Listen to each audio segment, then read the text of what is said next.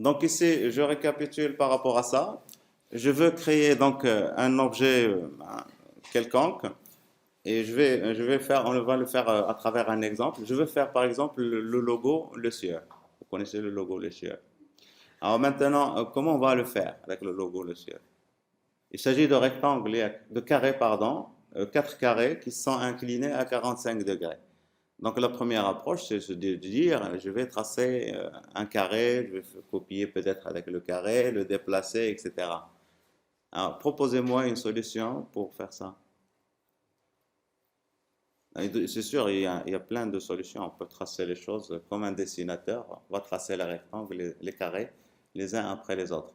Alors moi, je vous montre qu'il faudrait vraiment déconstruire vos objets tout en pensant à la palette Pathfinder, aux possibilités que vous donne cette palette-là. Je vais, moi, tout simplement créer, donc je fais ça. Alors je vais, CTRL Z. Je vais créer juste un rectangle, comme ça, un rectangle. Je vais le faire tourner de 45 degrés, de 90 degrés, et je fais copier. Donc je vais avoir une croix, je sélectionne les deux, d'accord? Je vais les unir pour avoir un seul objet, d'accord? À partir de là, je vais tracer un carré. Je trace un carré, un vrai carré. Donc en appuyant sur majuscule, je sélectionne les deux objets là, d'accord? Et puis avec l'aide de l'outil alignement, je m'assure que mes deux objets sont alignés. Et après, qu'est-ce que je vais faire? Soustraction. On fait soustraction de l'objet de l'arrière-plan moins l'objet du premier plan. Je vais changer juste de couleur pour ça. Et on va mettre du rouge. Je sais pas, le rouge, on ne le voit pas.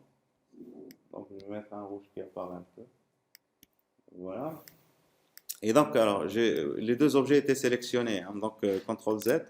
Je vais changer la couleur juste de l'objet au-dessus ici pour qu'on le voit. Donc, je remodifie. Voilà, je mets une couleur là. Donc, on voit les deux objets maintenant. Et donc, on voit bien que l'objet rouge est au-dessus de l'objet jaune. Et donc, si je sélectionne maintenant les deux, je peux faire, à l'aide de l'outil ici, Pathfinder, faire. Alors, si je fais ça, c'est arrière moins avant. Qu'est-ce que je vais avoir là? Je vais avoir les deux, juste les bouts qui vont rester. Hein, je le fais, hein, donc on ne perd rien. Ici, vous avez CTRL Z. Donc, CTRL Z pour revenir. Mais vous avez, ça c'est soustraction arrière-avant, mais vous avez ici soustraction avant-arrière. Et donc, je fais ça, j'ai ça. J'ai pratiquement le logo. Qu'est-ce qu'il me manque ici? Une rotation. De faire une rotation de 45 degrés. Et donc, OK. Voilà mon logo. D'accord? Donc, vraiment, on peut très rapidement faire des choses intéressantes. CTRL A, je supprime. Je veux créer, je sais pas moi, je veux créer une haie,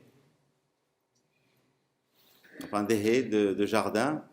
Et donc les haies de jardin, c'est quelque chose qui va se répéter comme ça. Des choses comme ça qui vont se répéter. Alors première des choses que je vais faire, donc je vais copier ça. Alors pour copier, je peux utiliser l'outil sélection. Je peux utiliser Alt pour copier. Et si je fais ça, donc ça copie, mais ça se déplace vers le bas. Si vous appuyez sur majuscule, vous êtes sur la ligne horizontale. Voilà, je fais CTRL D. Tac, tac, tac. Alors, imaginez que je veux créer un damier. Je CTRL A. Et là, vraiment, c'est avec les distances, etc., ils sont respectés. Comment j'ai fait? Ah, donc, c'est vraiment très. Donc, alors, ici, j'ai créé un rectangle. D'accord? Pour le copier, j'utilise l'outil sélection. Et donc, l'outil sélection, il me permet de déplacer. Hein, donc, si je fais ça, je déplace. Mais si vous appuyez sur Alt, vous copiez. Mais là, vous copiez et vous allez un peu n'importe où. D'accord? Mais donc, si vous appuyez, alors, si vous faites ça et vous appuyez sur Shift, vous allez pouvoir le faire ça horizontalement. Alors, quand vous faites ça, la dernière opération que j'ai faite, CTRL D, et ça, je vais reproduire la même opération. Ah, il ne faut pas oublier que vous avez ça, donc je peux grouper encore ça. C'est CTRL-G ou bien bouton droit associé. Et donc ici, CTRL-G, ça va me grouper les éléments dans un groupe. Et donc je peux faire par exemple rotation. Donc on peut s'amuser à faire des choses 90 degrés, copier. Et donc voilà. Donc ici, je peux sélectionner encore tout ça, CTRL-A, utiliser l'outil ici que vous avez là, division par exemple. Alors, si je fais division, eh bien, ça va me donner des choses très rapidement qui peuvent être intéressantes. Alors, ici, donc ici, c'est groupé. Pour dégrouper, il faut donc, voilà, bouton dissocier.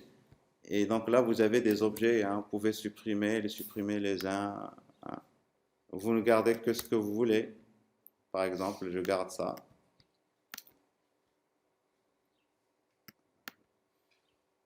Là, voilà, je supprime ça aussi. Il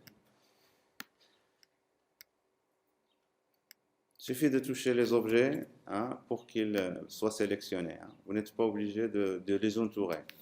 Donc voilà. Et à partir de là, donc je peux regrouper tout ça, CTRL-G. Alors CTRL-A, CTRL-G. Je regroupe encore ça. Je vais faire une copie de ça, Alt, et je déplace, par exemple.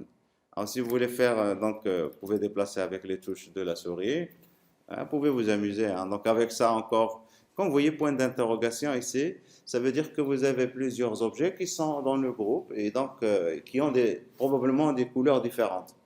Et donc si vous voulez qu'ils aient la même couleur, vous pouvez l'imposer ici. Donc voilà, je mets une couleur. Alors si j'ai tout colorié, hein, donc CTRL Z, parce qu'il y a ici des objets qui sont blancs et des objets qui sont donc ça a coloré l'ensemble. Mais voilà, donc ici, donc on peut s'amuser à faire des choses très rapidement. D'accord. Voilà, donc ça c'est le premier aspect, si vous voulez. Et donc on utilise des éléments de base, rectangles, lignes, etc. Et on peut très rapidement faire des choses. Alors, un autre exemple, juste pour que vous voyez un peu. Je veux créer par exemple une horloge, des graduations d'une horloge. Comment je dois faire? Ah, est-ce qu'on va aller dessiner ça? Oui, vous imaginez, hein, les angles, les distances, etc. On ne va pas s'en sortir. Proposez-moi une solution. Il faut déconstruire. Donc, je pars à partir de l'objet que je veux réaliser. Et donc, je vais descendre jusqu'à des objets très simples en utilisant surtout les outils de découpe comme le Pathfinder. Donc, je prends ici l'outil ellipse. Une horloge, forcément, donc on a l'apparence qui doit être circulaire. Yeah. Donc, alors, si je prends donc l'outil ellipse, je fais ça. Pour que ce soit cercle, j'appuie sur Shift. Ça me donne un cercle parfait. D'accord? Maintenant, je vais le réduire en faisant une copie, par exemple à 90%, et je fais copier. J'ai maintenant deux cercles. Je vais faire celui de derrière moins celui de devant. Je sélectionne tout. Je fais celui de derrière moins celui de devant. Donc, dans Pathfinder ici. Donc, soustraction. Voilà. J'ai déjà avec la couronne. Maintenant, je veux créer les gradations. Je vais faire comment? Il faudrait que je découpe. Alors, comment faire pour découper? Alors, vous pouvez créer un petit rectangle et le faire tourner si vous voulez. Vous pouvez utiliser une ligne. Je trace une ligne verticale, par exemple, là, comme ça. D'accord? Et cette ligne horizontale, verticale, je vais la sélectionner. Je sélectionne les deux objets. CTRL A, j'ai sélectionné les deux objets maintenant. Je vais aligner, hein. Et donc, pour aligner, je vais vers l'outil alignement. J'aligne horizontalement, j'aligne verticalement. Maintenant que c'est fait, je vais désélectionner. Je sélectionne uniquement le trait. Uniquement le trait. Et je vais faire une rotation. Alors, rotation. Et donc ici, quelle rotation je vais faire? Si je veux mettre les graduations de minutes, je peux le faire. Alors donc ici, ça fait 360 degrés divisé par 60. Donc ça fait 6. Oui, c'est ça. 6 fois, voilà, fois 60, ça fait 3. Donc 6 degrés. Alors si je mets 6 degrés et je fais ici copier, et je fais CTRL D, CTRL D, CTRL D, eh bien je vais obtenir les graduations que je veux. Ah, bien sûr, tout ça, ça ne veut rien dire. Donc, il faudrait que je fasse une opération par rapport à tout ça. Et donc, au niveau de Pathfinder, qu'est-ce qu'on peut faire? On peut faire, par exemple, diviser. Et là, j'ai plusieurs morceaux. Je ne sais pas si vous les voyez. Maintenant, il faudrait qu'on enlève les morceaux qui ne servent à rien. Il faut savoir que vous avez ici à l'intérieur des morceaux, hein. Donc, vous pouvez dissocier. Quand vous faites une opération Pathfinder et ça génère plusieurs objets, automatiquement, tous ces objets sont groupés. Ils sont groupés, ils sont dans un groupe, on le voit ici, groupe. Et donc, si vous dissociez, donc vous sortez du groupe, et à partir de ce moment, vous pouvez sélectionner les éléments qui ne servent à rien. Par exemple, je sélectionne ces éléments-là. Je peux utiliser donc l'outil ça pour aller plus vite. Voilà, donc je supprime tous les éléments à l'intérieur. Et puis là, pour vous amuser, donc moi je vous ai juste donné un exemple. Probablement que c'est pas ce que vous voulez faire, donc vous pouvez faire des trucs comme ça, hein. Et ce qui est intéressant ici, c'est que vraiment vos objets, ils sont parfaitement alignés, dimensionnés, etc. Ouais, c'est bon pour ça? Voilà, donc je ne vais pas continuer sur l'horloge, mais c'est juste pour vous donner un principe. Donc si vous voulez dessiner quelque chose, il faut penser à utiliser les outils. Le principe, ce n'est pas le dessin d'un artiste qui a l'habitude de travailler avec le crayon. Vous avez ici des outils qui sont vraiment très, très, très puissants. D'accord? Alors maintenant, bien sûr, vous avez plein d'objets que vous pouvez dessiner directement. Donc ici, vous pouvez dessiner un rectangle arrondi. Un rectangle arrondi, c'est-à-dire vous donnez la largeur, la hauteur, donc 100 fois 50 fois ici 10, et là ça va me faire un rectangle arrondi. D'accord? Vous voyez ça? Vous avez d'autres objets, vous avez ici les polygones. Alors les polygones, vous faites ça et donc ça vous dessine un polygone directement. Vous pouvez cliquer avec le bouton de la souris et vous dites quel est le rayon de votre polygone et quel est le nombre de sommets. Alors vraiment, ce qui est très très puissant au niveau de Illustrator, c'est que je peux commencer à dessiner, mais en même temps, avant de finir mon dessin, je peux décider sur combien de sommets je veux avoir. Et donc ici, c'est juste avec les touches de direction, hein, je peux modifier et je peux continuer, etc. Et si j'appuie encore sur majuscule, vous allez voir que ça va devenir encore horizontal, etc. Vraiment, c'est un outil de production. C'est vraiment très efficace. Voilà. Alors, donc, d'autres outils, donc, vous avez l'outil étoile, c'est pareil. L'outil halo, je m'en fiche. Vous avez l'outil ligne, on vient de le tester. Vous avez l'outil arc. L'outil ellipse, pareil. Donc, vous pouvez créer des ellipses. Et vous pouvez vous amuser avec tout ça, hein. Je vais par exemple prendre cette ellipse, pas ellipse, cette spirale, et donc je vais faire une rotation de ma spirale. Et donc si je veux faire une rotation, alors si je double-clique, automatiquement ça tourne autour de ce point-là. Je ne sais pas si vous le voyez. Il y a un point qui apparaît ici, hein. C'est le centre, par défaut, le centre de l'objet.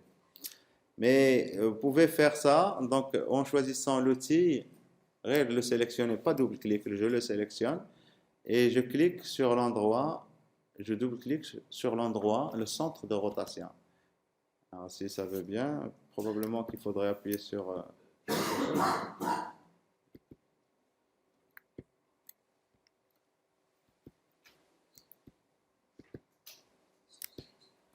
Alors j'ai un problème.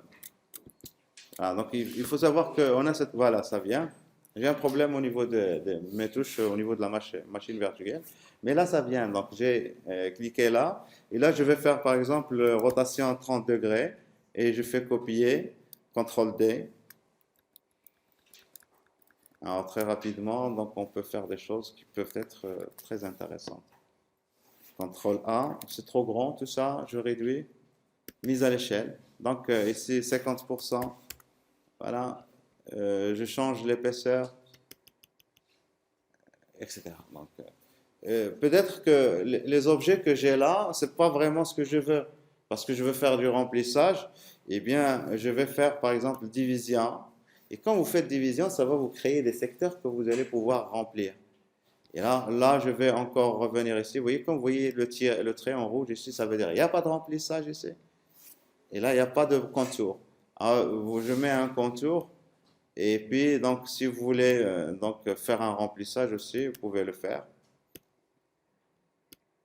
Voilà, je remplis tout, mais c'est pas ça le jeu. Donc ici, vous avez une figure qui peut être très jolie, et cette figure est composée de plusieurs éléments. Vous pouvez aller les sélectionner, ces éléments, et vous pouvez choisir de colorier chacun de ces éléments avec une couleur donnée. Et avec l'outil de production, je vous montre, parce que moi, avec mon clavier ici, dans ma machine virtuelle, ça ne marche pas. Je vous dis ça oralement, et ça devrait marcher pour vous si vous n'avez pas de machine virtuelle. Je veux que ce rectangle, ok, cette forme-là, c'est à peu près la même que celle-là. Je veux que ça ait la même couleur que ça. Comment je vais faire? Il faudrait que je sélectionne ça. D'accord? Et il faudrait que je copie la couleur que j'ai là. Pour copier une couleur, vous avez la pipette. Je dis, je copie la couleur que j'ai là. Et qu'est-ce que je dois faire encore? Je dois aller vers l'outil sélection, ça.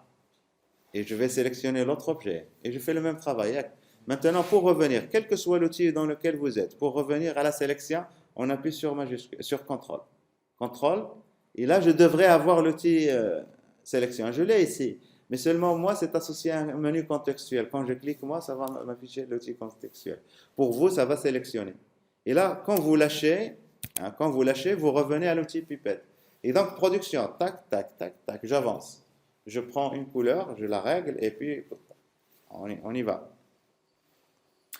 Voilà, donc je vais arrêter un petit moment. Donc, ça.